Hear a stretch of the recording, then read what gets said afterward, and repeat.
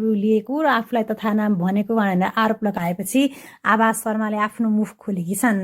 उनले गायिका इल्नालाई यस्तो भनेकी छन्, गायिकाजी माफी चाहन्छु, तपाईँको नाम हाम्रो शोमा एक पटक मात्र लिएको छ, तपाईँलाई त्यसमा आपत्ति छ भने पनि माफी चाहन्छु।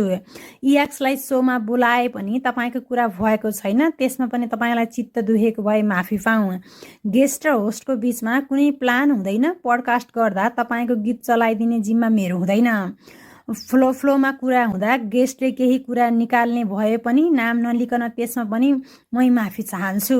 तपाईँले रिपोर्ट गर्दिन आग्रह गर्नुभएको मेरो आइडी हराए पनि म सही इन्टेन्सनले काम गरिरहन्छु। फेरि बनामला, सही नियतले काम गर्दा गाली ताली दुवै स्वीकार्य छ, उनले यस्तो भनेकी छन्। यस विषयमा केही दिन अगाडि मात्रै कला लम्सालको इन्टरभ्यू लिएकी युएनए डिजिटलकी रक्षा बस्नेतले पनि माफी मागेकी छन्। नमस्कार सबैजनालाई, म सञ्चारकर्मी रक्षा बस्नेत। हाम्रो युएनए डिजिटलबाट प्रसारण भएको सामग्री थोरै विवादित हुन गएको रहेछ, जसप्रति चाहिँ हाम्रो गम्भीर ध्यान आकर्षण भएको छ। त्यो क्लिपको बारेमा, त्यो क्लिपको यथार्थ के थियो, म थोरै यहाँहरूलाई जानकारी दिन चाहन्छु। कला लम्साल दिदीको इन्टरभ्यू हामीले लिएका थियौँ र त्योभन्दा अगाडि हामीले गायिका एलिना चौहानको इन्टरभ्यू पनि लिएका थियौँ। कला दिदी र एलिना दिदी दुवैजनासँग म एकदमै नजिक छु र दुवैजनालाई चाहिँ म उत्तिकै प्रेम गर्छु।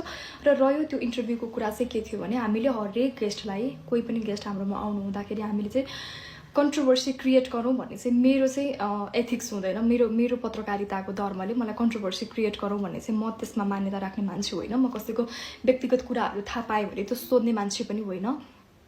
र मलाई कसरी हुन्छ भ्युज लिएर भन्दाखेरि पनि कसरी हुन्छ आर्टिस्टको विश्वास जितौँ भन्नेमा म विश्वास गर्छु। र हामीले कुनै पनि आर्टिस्टलाई चाहिँ उहाँको इन्टरभ्यू हुनु अगाडि हामी यो टपिकमा कुरा गर्छौँ है आज भनेर चाहिँ जानकारी गराएका हुन्छौँ र आर्टिस्टले कम्फर्टेबल हुनु भएमा त्यो टपिकमा कुरा गर्छौँ। एलिना दिदीको इन्टरभ्यू हुँदाखेरि पनि हामीले एलिना दिदीलाई जानकारी गराएका थियौँ, हामी यो टपिकमा कुरा गर्छौँ है भनेर। एलिना दिदीलाई हामीले कला दिदीको बारेमा सोधेका पनि थियौँ र दिदीले आफ्नै हिसाबले अब एउटा डिप्लोमेटिक एन्सर दिनुभयो, जुन कन्ट्रोभर्सियल थिएन सायद। एलिना दिदीलाई चाहिँ हामीले धेरै कला दिदीको बारेमा, अमेरिका भ्रमणको बारेमा सोधेनौँ, किनभने त्योभन्दा अगाडि नै उहाँ धेरै मिडियाहरूमा यो विषयमा बोलिसक्नु भएको थियो। र दिदी र मैले चाहिँ दिदीले कुनै पनि कन्ट्रोभर्सियल बारेमा नबोलाउनु नानी, हामी राम्रो कुराहरू गरौँ भने म पनि चाहन्न कलाकारलाई कन्ट्रोभर्सीमा पार्न, किनकि कन्टेन्ट नै ठुलो कुरा होइन। कलाकारको विश्वास जित्नु, अहिले हामी स्ट्रगलिङ फेजमा चाहिँ कलाकारको विश्वास जित्नु नै ठुलो कुरा हुन्छ। त्यो हिसाबले चाहिँ अलरेडी नै कुरा भइसकेको भएर अमेरिकाको विषयमा यताउतिलाई लिएर एलिना दिदीसँग हाम्रो अन्तर्वार्तामा कुरा भएन त्यो विषयमा। र कला दिदीले चाहिँ यो विषयहरू घटनाहरू आइसके पछाडि खासै बोल्नु भएको थिएन।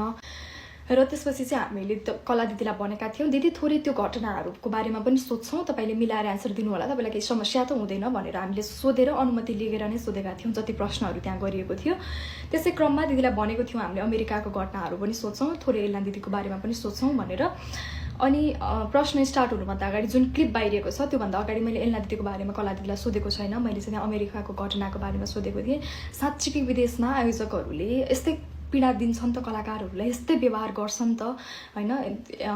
अर्को गायिकाको पनि त्यस्तै कुराहरू बाहिरियो भन्दाखेरि दिदीले चाहिँ अमेरिकाको कुरा धेरै नगरौँ, एलिनाको सोध्छु भनेको थियो नि, एलिनाको मोड बरु भनेर त्यो एउटा हिसाबले भन्नुभयो। दिदीले त्यसरी इन्टेन्सनली नै एलिनाको कुरा गरेर भाइरल हुन्छु भन्ने सोचाइले चाहिँ भन्नुभएको होइन।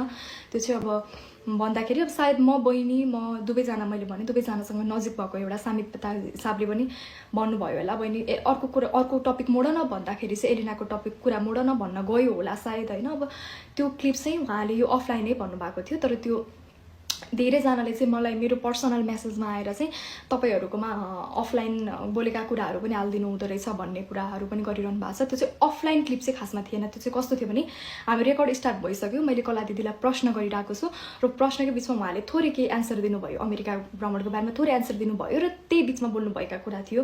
अनि त्यो कुराहरू चाहिँ अब केही कुराहरू अब अन्तर्वार्ताको बिचमा केही कुराहरू चाहिँ अब अफलाइन कुराहरू पनि थिए जुन काट्नु भन्नुभएको थियो दिदीले, अनि हामीले काट्यो पनि। तर त्यो क्लिप चाहिँ छुटेको रहेछ, त्यो क्लिप चाहिँ एडिटरले काट्न छुटाउनु भएको रहेछ र त्यो त्यसरी नै प्रसारण भयो। र सुरुमा हामीले प्रसारण गरिसकेको इन्टरभ्यू हेर्दाखेरिमा चाहिँ त्यो गल्ती चाहिँ हामीले महसुस गऱ्यौँ, मैले देखेँ। अनि त्यसपछि मैले नै टेक्निकल टिमलाई हाम्रो अफिसमा मेसेज गरेर यो क्लिप चाहिँ हटाइदिनुहोस्, यसले चाहिँ विवाद क्रिएट गर्न सक्छ है भनेर टेक्निसियन टिमहरूलाई भनेर इमिडिएटली हामीले देख्न चाहिँ त्यतिखेर 1100-1200 मात्रै भ्युज थियो, धेरै घन्टा पनि भएको थिएन इन्टरभ्यू आएको, र हामीले इमिडिएटली हटाएर अनि त्यो भिडियो नै प्राइभेट गरेर हामीले त्यो क्लिप कट गरेर फेरि प्रसारण गरेका थियौँ। फेरि प्रसारण गरिसकेपछि पनि यो कुरा विवादित भएको थिएन र गायिका एलिना चौहानले चाहिँ यो क्लिप कतैबाट उहाँको फ्यानले उहाँलाई पठाइसक्नु भएको रहेछ, उहाँले अलरेडी पाइसक्नु भएको रहेछ र एलिना दिदीसँग पनि मैले मजाले नै कुरा गरेँ, दिदी तपाईँले यो क्लिप हाल्नु भएको रहेछ, मलाई असर गरे यो कुराहरूले गर्दा, दिदी इन्टेन्सनली कुरा काटेका थिएनौँ हामीले भनेर।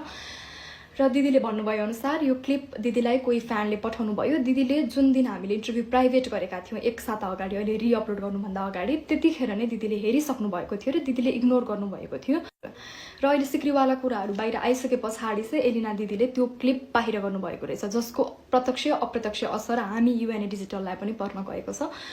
त्यसैले हाम्रो कारण कुनै पनि कलाकारलाई असहज भएको छ भने त्यसको लागि हामी क्षमा चाहन्छु। स्पेसल्ली म होस्टले गर्दाखेरि कसैलाई असर परेको छ भने पनि म क्षमा माग्न चाहन्छु। हाम्रो इन्टेन्सन कहिले पनि कन्ट्रोभर्सी क्रिएट गर्ने हुँदैन। हाम्रो इन्टेन्सन कुनै पनि मान्छेलाई कन्ट्रोभर्सीमा लिएर आउनु थिएन। हामी दुवै गायिकालाई उच्च सम्मान गर्दछौँ। दुवैजना आफ्नो क्षेत्रमा आफ्नो ठाउँमा अब्बल गायिका हुनुहुन्छ। हामी मिडियालाई सधैँ दुवैजना चाहिन्छ र हजुरहरूले पनि अब यो कुराहरूलाई धेरै कन्ट्रोभर्सी क्रिएट नगरिकन मिसअन्डरस्ट्यान्डिङलाई चाहिँ अब यो कुराहरू जति पनि कन्ट्रोभर्सी भयो अब चाहिँ यो कुराहरू क्लोज गरिदिनु हुन हामी आग्रह गर्न चाहन्छौँ।